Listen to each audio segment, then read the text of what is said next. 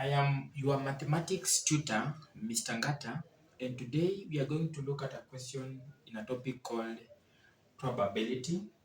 And the question tells us that there are two integers which are numerals. Those integers have actually been identified by letters x and y. And we are told that these integers can actually be able to get picked from any numeral from 1 to 8. So I am expected to actually capture either 1, 2, 3, 4, 5, 6, 7, or 8. So the question says that there are actually two integers. Those integers are identified as x and y to mean that in this probability aspect, they can actually pick a maximum of two integers. The first integer can be x and the second integer can be y. But the integers to be picked must either be able to actually be 1, 2, 3, 4, 5, 6, 7, or 8. Look at that. I need to pick two integers identified as x and y. Those integers must be picked from this list written here. And you are told that when the integers are picked, they should actually obey the following aspect. 1,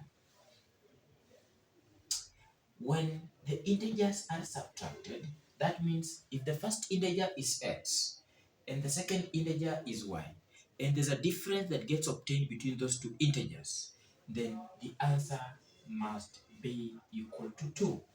So you're told to get the probability such that when x and y are actually able to get picked from this and the difference obtained, then the value must exactly be 2, not equal to, or less than, not greater than, or equal to, or not less than, or equal to, or not greater than, or not less than. It must exactly be equal to 2.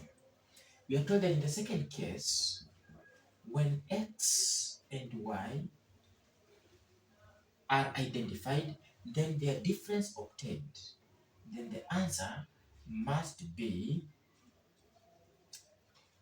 5 or greater than 5. Look at that. In the first case, x minus y must be equal to exactly 2. X minus y must be greater than or equal to 5. And you're told that we should also be able to get the probability when x is greater than y.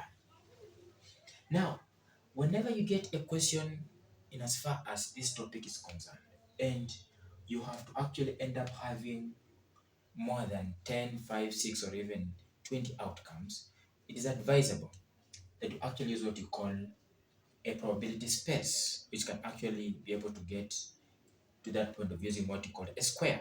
And the square can give us what you call the most possible outcomes, which are actually many in numbers. For this case, you might actually get more than 64 outcomes. And that means you're going to actually use what you call a square to identify the possible outcomes to get obtained from this case. So I'm going to have this as my square that I'm going to use to get the possible outcomes for this particular type of question.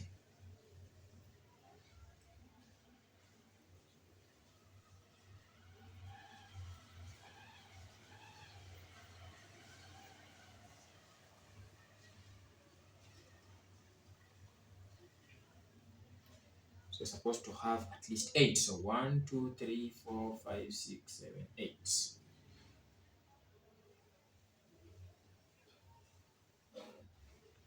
So 1, 2, 3, 4, 5, 6, 7. So I need to have one more.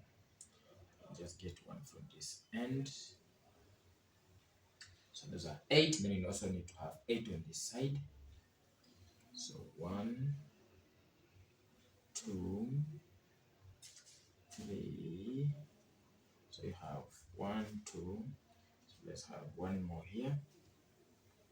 So 1, 2, 3, 4, 5,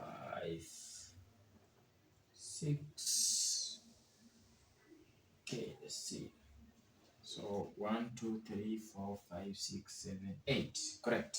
So I can come here and have this and write here y and capture here x, because I possibly want to actually have a possibility of picking any of these integers to be my y. So I can actually have 1, 2, 3, 4, 5, 6, 7, then 8. Then if I decide to pick x, I can pick any of these integers as well. So I'm going to have 1, 2, 3, 4, 5, 6, right, 7. Then I can actually have this to actually end up having 8 as well. So I'll actually have 7, then 8. So I need to have x as my first integer and y as my second integer. In terms of picking x, I can pick any of these integers. I've actually been represented here. In terms of picking y, I can as well pick any of these integers. They have been represented here. So we want to see x minus y. That means you're going to actually pick x, then you say minus y. So x minus y, so that means 1 minus 1, that gives me 0. 1 minus 2, that is negative 1. 1 minus 3, negative 2. 1 minus 4, that is x minus y. 1 minus 4, minus 3. This is minus 4, minus 5, minus 6, minus 7. When I come here, that will be 1, that is 2 minus 1, that is x minus y. Then 2 minus 2, that is 0. Then we shall have, that is negative 1, negative 2, negative 3, negative 4, negative 5, and of course 2 minus 8, that is negative 6. We come here, 3 minus 1, that is 2, that will be 1, 0, negative 1, negative 2, negative 3, negative 4, then negative 5. Then 4 minus 1, that will be 3, then 4 minus 2, that will be 2. So we have 1, 0, negative 1, negative 2, negative 3, negative 4. Then 5 minus 1, that will be 4. 5 minus 2, that will be 3. 5 minus 3, that will be 2. Then we have 1, 0, negative 1, negative 2, negative 3. Then we have 6 minus 1, that will be 5. That is 6 minus 2, that will be 4. 6 minus 3, that will be 3. 6 minus 4, that will be 2. 6 minus 5, that will be 1. 6 minus 6, that will be 0. Then negative 1, negative 2. Then we have 7 minus 1, that will be 6. We shall have 5 in that order. We shall have 4. We shall have 3. We shall have 2. We shall have 1. We shall have 0. Then negative 1. Then 8 minus 1, that will be 7. So that will be 6, 5, 4, 3, 2, 1, then 0. So we have prepared a probability space that can give us all the possible outcomes if the difference between the integers picked has to get obtained. So you're told, find the probability that in the process of picking x and y and getting their difference, the answer must exactly be 2. Regardless of the order, it can be either x is bigger and y is smaller, or y is bigger and x is smaller. But at the end of the day, the difference between those two integers is 2. It doesn't matter which one is bigger than the other one. As long as the difference is obtained, the answer is 2. So we shall possibly be able to circle any possibility that is 2 when the difference between those two integers is obtained. So we have this one as the first one, that is 1, 2, 3, 4, 5, then 6. Okay. Then we're going to have 7, 8, 9, 10, 11, then 12.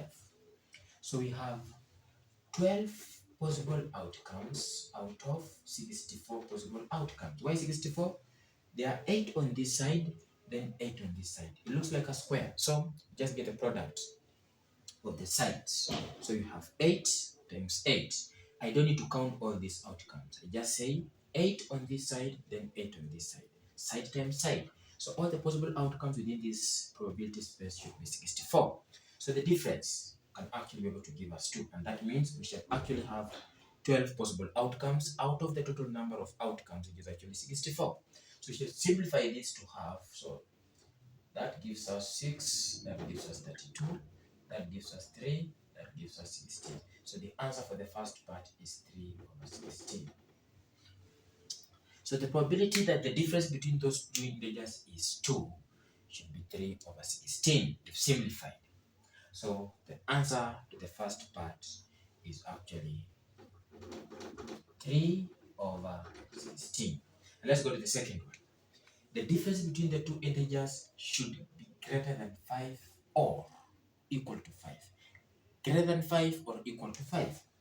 Let's begin counting. Greater than 5 or equal to 5. So we have 1, 2, 3.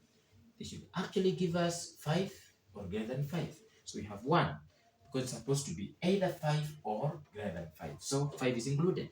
So 1, 2, 3, then 4, 5, 6. Okay. Then we have 7, then 8, 9, 10, 11, then 12. Correct. So any other? No. So again, this gives us 12 over 64. So again, you can say 4 there, 3, 4 there, 16. So again, the answer for the probability that whatever you get when you get the difference between those two integers, either as 5 or greater than 5, should be 3 over 16. So the probability that the difference between the two integers is 5 or greater than 5 is also 3 over 16. Correct. Now, the third part says, this last part says that find the probability that x is greater than y. That means that for x to be greater than y, then that means our difference in terms of what we have actually gotten here should be positive. Should be positive. Should be positive. Not 0 and not less than 0, but 1 going forward. Because, let me give you an example. If I say 3 minus 2, the answer is 1. That means x is greater than y. So anything that has a positive value here should tell me that in that case, when the difference was actually getting obtained, x was greater than y for me to get the positive value. So I have 1, then 2, then 3, then 4, 5, 6, okay, 7. So 1, 2, 3, 4, 5, 6, 7, then 8, 9, 10, 11, 12, 13, 14, 15, 16, 17, 18, 19, 20, 21, 22, 23, 24, 25, okay, 26, 27, 28. So we have 28 possible outcomes that have actually recorded a positive answer or quotient, or the value that you get when the difference between these two is obtained in such a way that the value is positive, because that tells us that x is greater than y.